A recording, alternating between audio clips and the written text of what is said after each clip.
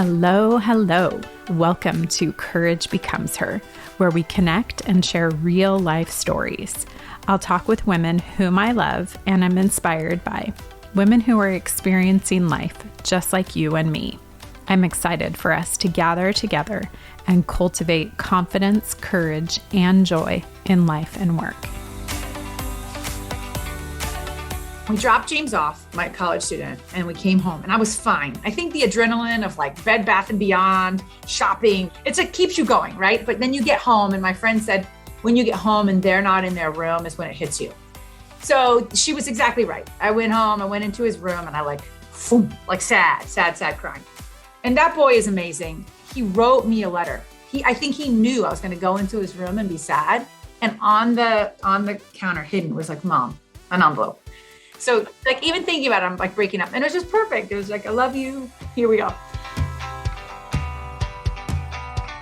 That was Stephanie Chen, Chief Legal and Chief Culture Officer for ChenMed, a healthcare company that is based in South Florida and has over 5,000 employees across the country.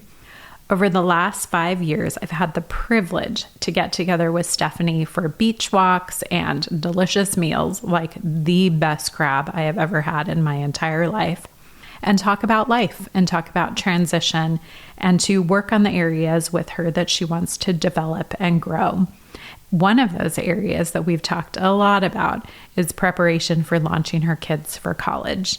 And this year, she did it. She launched her first son, James, off to school. So in today's podcast, we are going to talk about how the transition is going and what she did to help prepare for that transition, how it's touching on her identity, and what is happening with the 3 kids who are still at home and how things are going as they navigate as a family still at home, being one person short.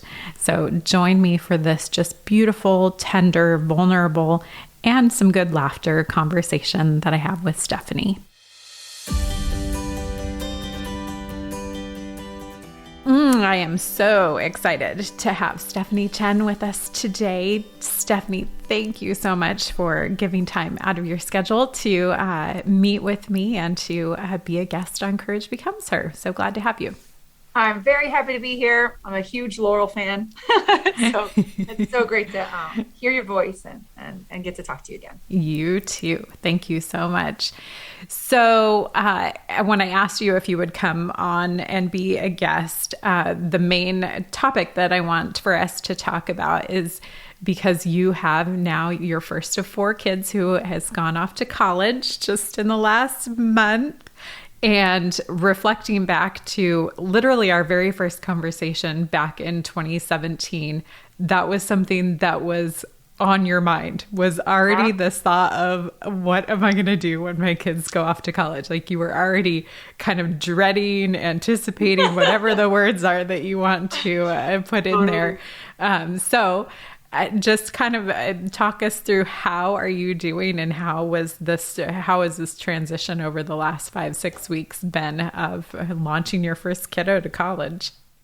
Yes. Well, let me say to you, if you have a 15-year-old, that's the eve of goodbye, because once they can drive, they are like 2/3 gone. Someone told me that and I didn't believe them, but it is 1,000% true. So I don't know what state you're in if you're listening, but in Florida, they can drive alone at 16. And so that's the first step out the door. So I think you grieve as a mom, like every change and every process, especially if you're like me, like everything you grieve kind of each step of the way. So this one has been a doozy, Laurel, but I think someone else gave me great advice and said their entire senior year, just like get a little bit sad at everything, like let the drama happen. So like last first day of school, like get sad about it. Like last picture in your uniform, if they have a uniform, right? Last first game of football, last game of football, like do it all. And so I did that. And I think that really helped. It was like a death by 1,000 tiny cuts. But I really do think it helped because I was not an unshakable mess on the floor when he was gone. I was sad and I cried and, I definitely, it's still a little bit there. It's only been 4.5, 5 weeks, but I wasn't a mess. I wasn't a complete mess. That's so good. I'm really happy for you for that. And I love that. I know I'm so proud of myself. yeah, I am proud of you. I mean, we've talked about that over the years of you have always been exceptionally good about making milestones important and really like Yes. celebrating everything, all, the small things, the big things. So that to me, like, seems like such a crucial point for you to say, like, that's what helped me, to make it better, It and did. not have a It total did. meltdown. And I will tell you, like, Enneagram, like I love talking about personalities, Myers-Briggs. You helped me with a lot of that.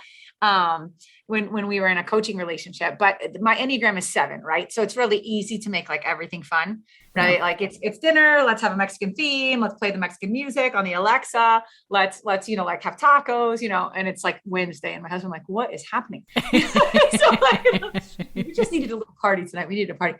But I will say his senior year, we really did. Like I didn't miss any opportunity. Like if he had a day off, I blocked my day off for work.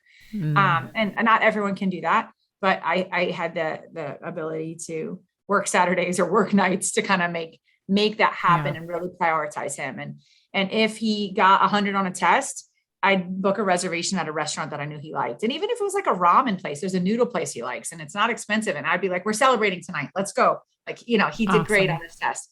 And so we did a lot of celebrations, a lot of moments and memories, and a lot of, like kind of tiny cries, all the way through. That's so good. That's a really beautiful way to But work I through think it. I think whatever your personality is, you gotta like lead into it and do what works best for you. Yeah, absolutely. So you still have 3 kids at home, 11, 13, and 15 now. Yep. So how are you handling the transition with the oldest being gone, the 3 at home, and school year starting for those 3? Whenever people ask me how are you handling like 3 kids or 4 kids, I always say not well. And that's like the truth. Like just like yesterday, I drove to one of my daughter's volleyball games and there was a miscommunication in the schedule and I drove to the wrong school and it's pouring, Mm. raining. And then by the time I got to the right school, there was like 4 points left and then the whole game was over. And I just like picked her up and we went home. So I'm handling it not well, Laurel. Um, but the truth is, the first thing we did was we changed our family chat. We still have our family chat with James on it, our college age kid, but we have a second family chat that's called Then There Were Three. So Awesome. a little dramatic, but also the truth, right? Like now we've got 3. And so that way, our older college age son is not getting the annoying text like, hey, everyone come down to dinner. Or, hey, everyone, Saturday, do you want to go to church at night or in the morning? Yeah. Um, so he's not getting those annoying texts, but also like just kind of a little reminder for me, like then there were 3. But we're managing well. We're managing really well. We have figured out we love technology in our house. And I know some moms are kind of anti-phones at some point, but we just have fully embraced it. Mm. And so we can send messages to James all the time. We have different apps like Be Real, which is a silly one where you take a picture every day at the same time. Everyone does it. And so we're all friends with each other on that. And we'll see that he's having lunch with friends or that, whatever, Becca's at her volleyball game or, Natalie's with a friend. So we do that. We do, like I said, the family chat. We try to do a FaceTime about once a week, but it hasn't been super regular where he'll call during dinner and like say hi to everyone. I think with siblings, it's so important for the parents to remind the older child that like your kids are mourning too, your other kids are missing you too. And like they don't really know how to talk on the phone. This generation only like chats and snaps and tweets and whatever. And so the FaceTime is a great thing at dinner where I call him, he picks up and he says hi to everybody and encourages them. That's wonderful. They miss him too. And they're not as good as like verbalizing that. Yeah. No, that's so good. Yeah. Are there other things specifically with the 3 at home that you have done to help them with their grieving and their transition? Yeah, it's great because I think for a lot of people, your first takes a lot of your energy and time just because you don't know what you're doing and it's hard.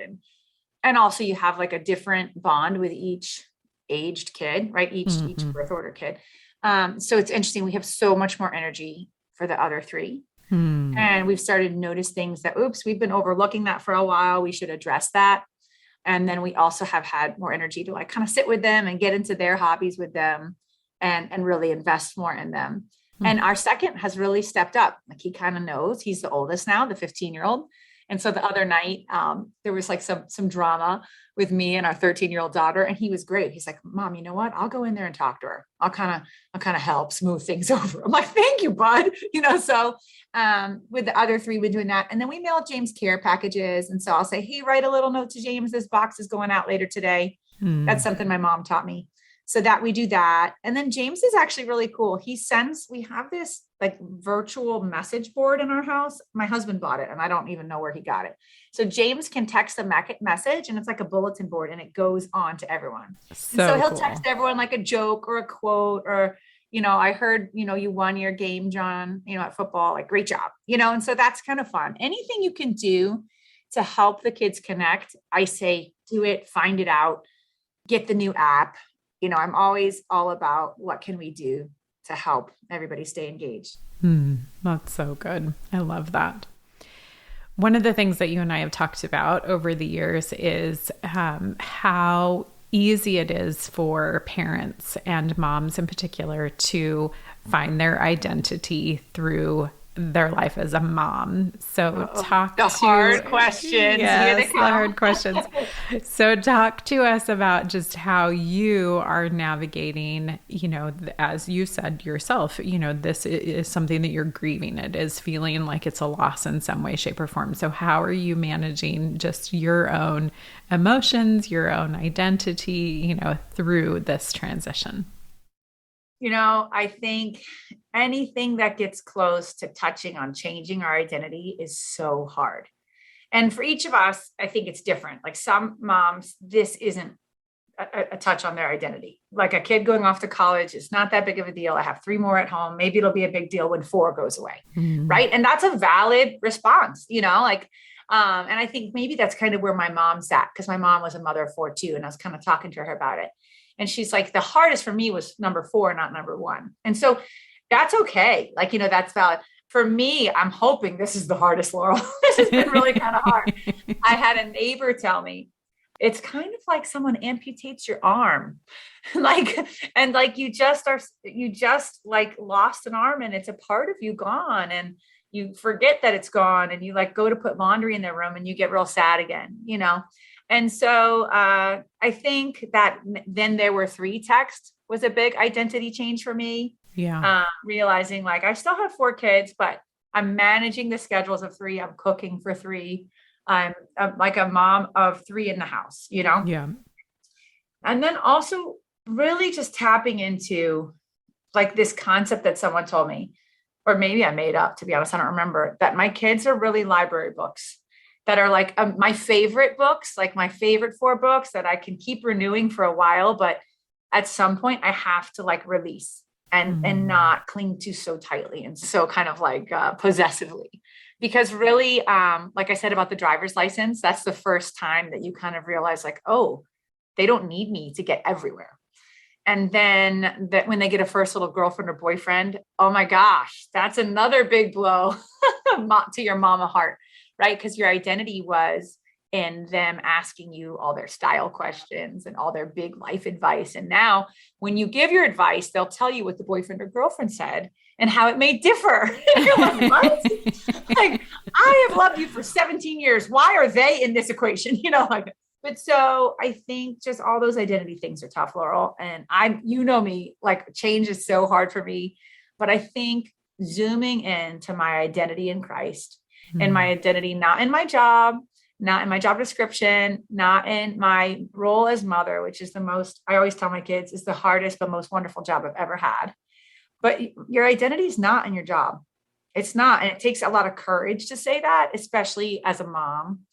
But my identity is not being a mom. I am a child of God.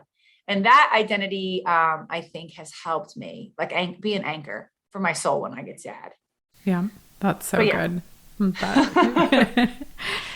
I love how you brought out the component around courage, and that it does require courage to look elsewhere, and in this case, as you said, to Christ for your identity and not to focus on that. So if you can kind of unpack that a little bit more, how does that work for you? How have you gotten to a place where you can have that courage and actively, help yourself to reframe your identity away from the focus being on your kids or your job or your husband. Yeah, it's like I feel so bad even answering. I'm not an expert. I have not arrived, at all in this department because my identity is very codependent on 1,000 things. But that makes for a very painful life. It's a very painful life if I live like that. So I have realized ooh, it's not super healthy to live like that. So how can I? And then I have realized that, okay, but I can be dependent on God. And so anytime I'm feeling unhealthy or too fragile, I realize, oh, it's because I have tied my boat up of my little heart to things that cannot anchor me and cannot hold me. And it's not fair to ask them to. And so then I have to just redirect through Bible study. I do a lot of Bible studies, independent and with other women, and through Christian music. Oh my gosh. I remember breaking down in the car one time and that song, I am a child of God, just repeating that over and over. I am a child of God, because everything from me can be taken away, but that can never be taken away. Eventually all my kids are hopefully going to launch into life as successful birds leaving the nest. And we'll have other priorities other than their mom, and other people who they need more than they need me. And I will have to be okay with being a child of God and be so happy with that too. And that's the kind of mom I think kids want. Yeah. I think it's really miserable if your mom still needs you when you're 40, so I don't want to be that mom. So I've got to and I don't mean anything upsetting if someone has health issues. I don't mean that. I mean emotionally. Sure. Absolutely. Emotionally, codependent on you. Yeah. No, that's so good and so healthy for sure. So I think one of the phrases that you have said to me and we've talked about before is just allowing yourself to sit in the hard and to sit in the struggle. So how are there any ways that you have found that you do that, or that makes that a little bit less awkward or a little less uncomfortable? Okay. If any of the listeners out there haven't read the Enneagram book, A Road Back to You, or even just read an article on Enneagram, you got to do it. Laurel made me do it. It's so good. So I am a 7, and 7s are fun, loud people. And maybe they annoy you, but that's my personality, right? It's everything has to be fun. Everyone has to be happy. And so my personality is avoid conflict and sadness at all costs, literally. That is the message to the 7 heart. And so what was hard about coaching when Laurel was my coach, and what's hard about, being a parent and being a spouse in a healthy relationship, is you cannot avoid conflict and you cannot avoid pain at all costs. We can't. And what's hard about being a human is you can't avoid pain at all costs. And so what I have realized though, is by lying to myself and pretending a painful thing is not there is actually just counterproductive. Yeah. And so anytime I am really just trying to kind of distract myself and avoid, and it's hard because I'm the one doing it. So I'm super tricky at tricking myself, but anytime I catch myself doing that, I just assure myself it's okay to be sad. Yeah. I've had a lot of trials in my life. And when I think about them, other people who I love have whispered into my life and said, this is normal to be sad. It's okay to be sad. And actually, one kind of embarrassing, but I think important thing that I did, I was really low. Quick story. We dropped James off, my college student, and we came home and I was fine. I think the adrenaline of Bed Bath and Beyond shopping, sure. It keeps you going. Right. But then you get home, and my friend said, when you get home and they're not in their room is when it hits you.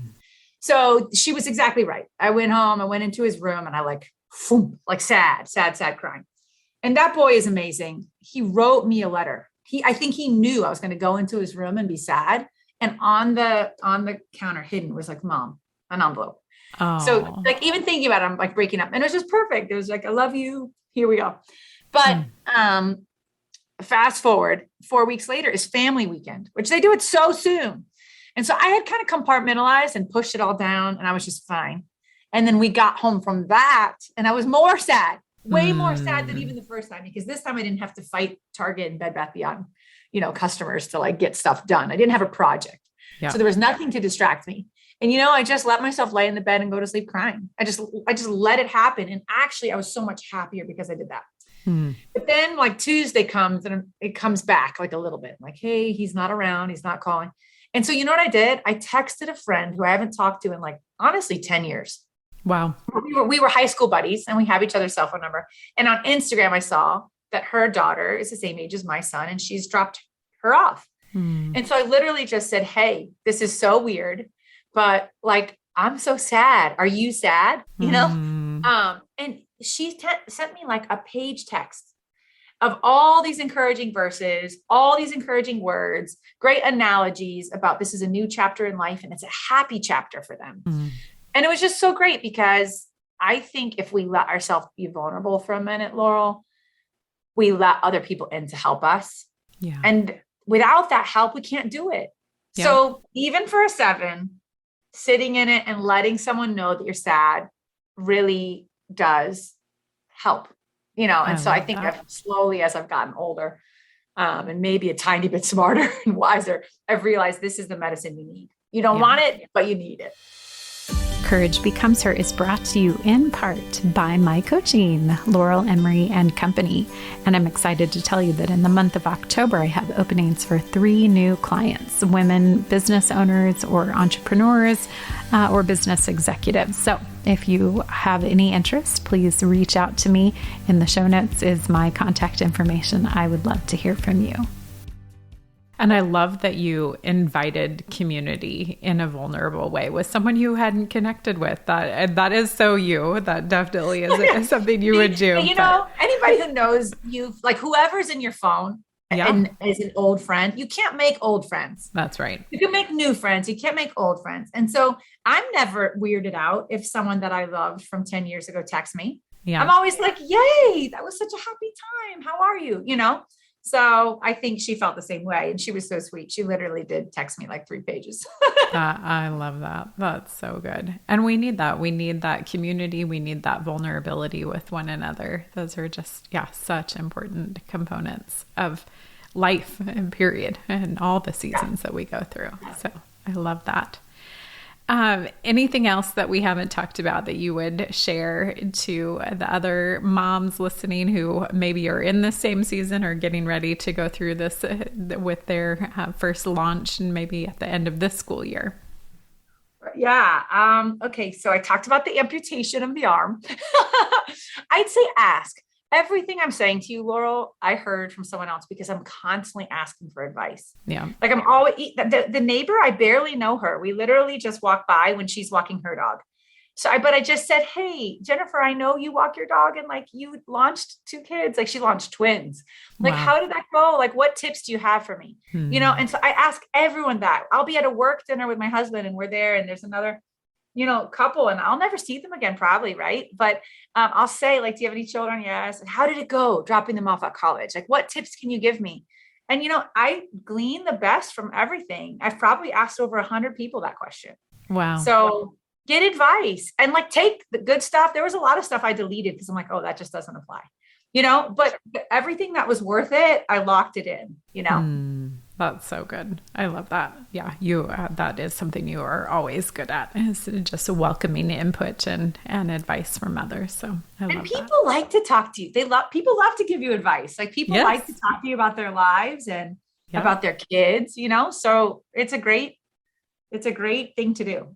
I love that. Yay. Well, thank you so much for sharing with us and letting us walk through this season with you a little bit. So. Oh, thank you, Laurel. Thanks for having me on this podcast. I hope I've been able to encourage someone through it.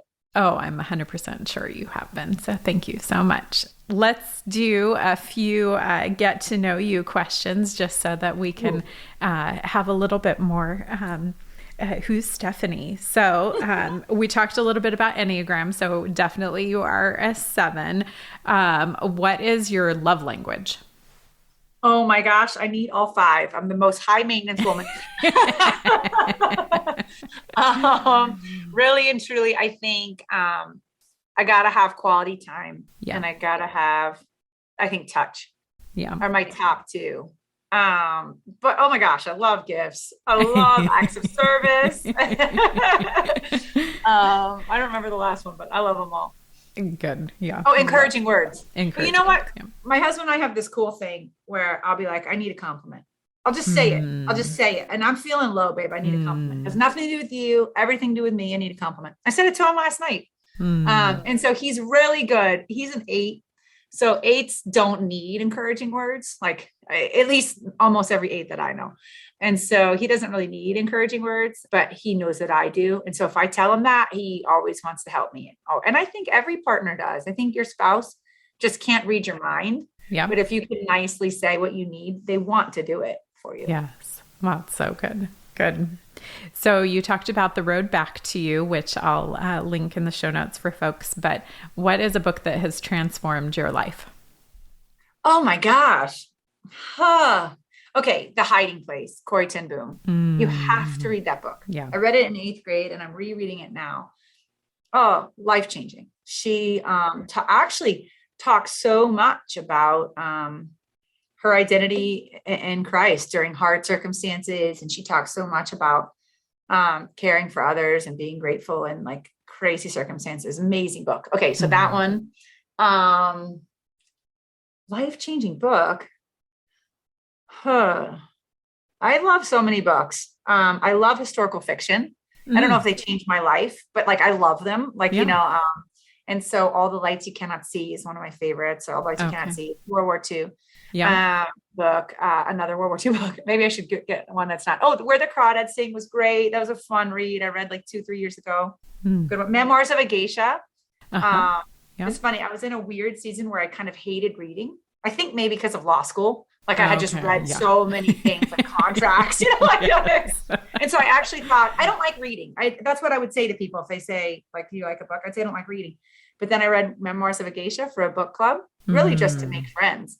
And it made me love reading again. So that kind of in a way changed my life because it made me really love reading again. That's very transformational for sure. Okay. What's something that your current obsession, something you're currently obsessed with? Oh my gosh. Food or like what? What are we talking about? Anything. Yeah. It couldn't be food, a show, a podcast, makeup. Spicy tuna crispy rice. If a sushi restaurant has that, that's like my favorite food obsession. I also love chocolate covered pretzels, but I only let myself have a few. But I love that salty and sweet combo. Yes. Let's see. Okay. Well, this is a little bit dirty of me, but I do really like Bridgerton. It's just so great. And so anyway, I love it, but there is, a little bit of scandalous, I don't know, episodes in there. But I like, I love BBC. So like I was big into Downton Abbey. I was big into Poldark, right? And like all those amazing shows. So like I think that just they realized that with that show, and they kind of like got us BBC fans in that way. Yeah, totally agreed. Okay, so the controversy of that was a lot of people didn't like season 2, like compared to season 1. So how were you on the season 2? Just as good, not as good? What's new in the world? The 2 is never as good as the 1, right? Like, but come on, it's still so good. If you only watch season 2 and never watch season 1, you'd still say it's like one of the best shows in the whole world. Yes. Come on. I'd say Taylor Swift, haters gonna hate. That's right. I agree. I think the chemistry of season 1 was like amazing. Yeah. You're not going to get that every time, Yes. Yeah. But I thought season 2 was still great. I still love the Queen. So she's amazing. I still loved, the drama with the neighbors, and it's still good. Still good. I thought so too. Okay. You brought up music. What was the first concert you ever went to? This is so nerdy, Laurel. I didn't have parents that really like did concerts, and then I didn't really do concerts. And so my first concert, I was like 22 years old or 23, and it was small. It was like maybe 500 people outside. Okay. Wow. And it was the Gypsy Kings. Now I still stand by the Gypsy Kings because like I love their music. It's like Latin guitarists, and they're very talented, but they're all like 65. Right. So it's like, it wasn't a cool one. I hate to say it. No, but that's super fun. That's super memorable. The best concert I've ever been to is Coldplay. Chris Martin does a phenomenal emotional show. Like he did such a good job. He was in Miami and he gave everyone wrist bracelets, like a white bracelet when you walked in, and then they somehow with technology made them light up. Your arm lit up to whatever color they wanted. So the whole arena was yellow when he sang yellow. Wow. And the whole arena was like dancing to the beat, like, you know, with like purple lights flashing, and then it would go rainbow. So, and he, the song Fix You, he was at the piano or at the guitar or something. And then he like went and he literally when he's like singing the chorus about trying to fix someone he loves, like lays on the stage and sings flat laying down. So anyway. Wow. Oh my gosh. Yeah. Yeah, I've heard other people comment that is the best. And I wasn't even a huge Coldplay fan before that, but now I'm all in. That's so funny. Oh, I love that. Okay. Best movie or show that you've watched in the last year? I know you just talked about Bridgerton. We did that. You know what movie I really liked that I thought was so interesting is Molly's Game. Have you seen that? Oh, I loved that movie. Yeah. I actually put that back in my Netflix, my list so that I can watch that again soon. It was so good. Yeah. I love that it's a true story. I love a true story. And I love that she's a strong woman. And like, you know, she's like courageous. It's speaking about courage. And it's just cool. Really cool. And I loved awesome. I'm going to give you 10 years of therapy in 3 minutes. That was one of my favorite lines. But just great movie. Great movie. Yeah, that was a good one. Good.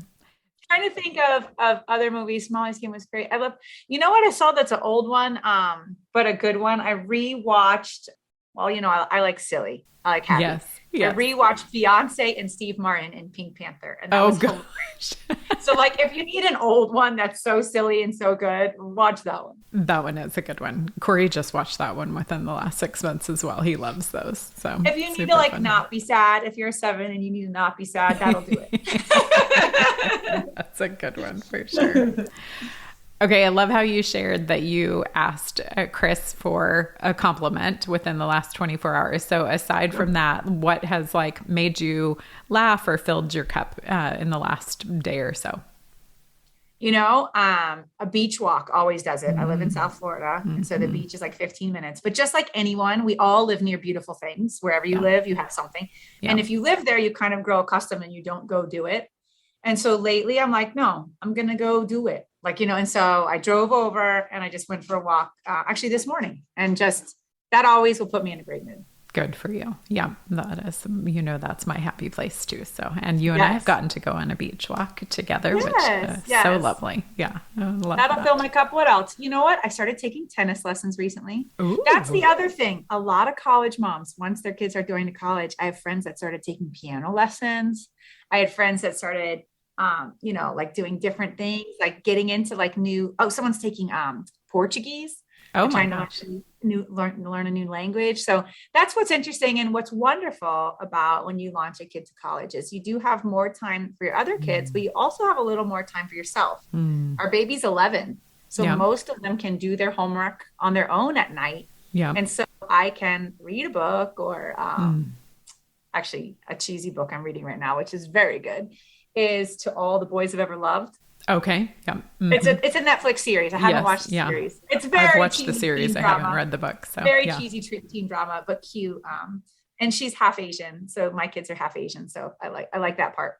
So yeah. So, but you can read a book, you can take piano lessons, you can take tennis lessons. So I started taking tennis lessons one night a week and I love it. Good. I'm horrible. It's humiliating, but it's good exercise at night. And it's fun. It's fun. Yeah. Well, and I think we were talking earlier before we started recording about Annie F. Downs, and she always talks about how you have to just, you know, put yourself out there and be an amateur at trying something new. Be an amateur at sports. So I love that. Yes. And at some point, right, you got to I have to not care so much about what everyone thinks and just kind of of course I'm not good. I've literally never done this. That's right. Yep. Gotta allow yourself to try it. So yay. Yeah. So good. Thank you so much for joining us for Courage Becomes Her and sharing your acts of courage of launching your first kiddo. So such a good season. Beautiful season. Thank you so much, Laura, for having me. It was really a treat. Yes, it was. It was a treat to see you. Thank you so much. What a beautiful and lovely conversation. I'm so grateful for Stephanie's vulnerability and willingness to be open and honest and just to share her heart with us, even though it's a little bit hard sometimes. So this has been a difficult, obviously, transition for her and her family as they have navigated sending James, the oldest, off to college. But I love and appreciate the insights and the wisdom that she shared for not only how to navigate it from a practical perspective and making the transition as good as possible for the 3 kids who are still at home, but also what it looks like for her and her identity and just taking care of herself in a season that has so many emotions and newness to it. So I hope that you walked away with some really good insights from what Stephanie shared, but I would definitely ask you to think about, is there an area in your life where you need to allow yourself to grieve or give yourself permission to feel the awkward feelings or uncomfortable feelings and just to allow yourself to sit in the hard? What an honor to help you to cultivate confidence, courage, and joy in your life and work. Thank you so much for inviting me to journey with you. I look forward to being back with you next week, where we'll hear another story from a woman whom I love and am inspired by and look forward to learning from.